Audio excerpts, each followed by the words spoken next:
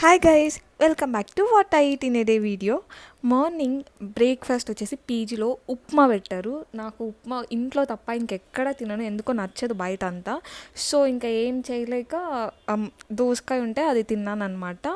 ఇంకా నెక్స్ట్ ఆఫీస్కి వెళ్ళేసి గ్రీన్ టీ అయితే తాగాను అనమాట. మీకు అందరికీ తెలిసిందే, నేను గ్రీన్ టీ, బూస్ట్, హార్లిక్స్ ఇవి మాత్రమే తాగుతాను. కాఫీ, టీ అలాంటివి ఏం తాగను అనమాట. ఇంకా మధ్యాహ్నం లంచ్కి వచ్చేసి తందూరి పన్నీర్ శాండ్విచ్ అనమాట. అది తిన్నాను. ఎంత బాగుంటుందంటే అంత బాగుంటుంది. నాకు చాలా ఇష్టం ఇది. ఇది వరకు చపాతీ అలా తినేదాన్ని ఆఫీస్లో, బట్ ఈ మధ్య ఇదే తింటున్నా ఎక్కువ.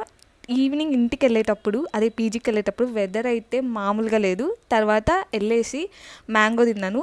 వస్తూనే నాకు భలే ఆకలి వేసేస్తుంది, కడుపులో ఎలకలు పరిగెడుతూ ఉంటాయి అనమాట, అటుపక్కకి ఇటుపక్కకి. ఇంకా నైట్ డిన్నర్కి పూరి తిన్నా అనమాట.